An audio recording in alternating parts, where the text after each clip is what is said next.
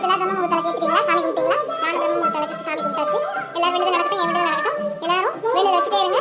வேண்டுதலை கைவிடாதீங்க. விடாமுயற்சி விஸ்வரூப வெற்றி. நம்ம தடங்களை நமக்கு கடவுள் கொடுத்துட்டே தான் இருப்பாரு. நம்ம என்ன பண்றோம்னு சோதிச்சு பார்ப்பாரு. ஆனால் கைவிட மாட்டாரு. நம்ம எவ்வளவு தடங்கள் வந்தாலும் நம்ம ஒரு செயலை செஞ்சுட்டே இருக்கணும். வேண்டுதலை வச்சுட்டே இருக்கணும். அப்பதான் கடவுள் ஒரு நாள் நமக்கு அதை வந்து செஞ்சு கொடுப்பாரு, சோதிப்பாரு, அப்புறமா செய்வாரு. சோதனையை யார் தாங்குறாங்களோ அவங்களுக்கு தான் சோதனை கொடுத்துட்டே இருப்பாரு. அவர் வந்து நீங்க எல்லாத்தையும் தாங்குவீங்க அப்படின்னு நினைச்சிட்டு கொடுக்குறாரு. அதனால கவலைப்படாதீங்க.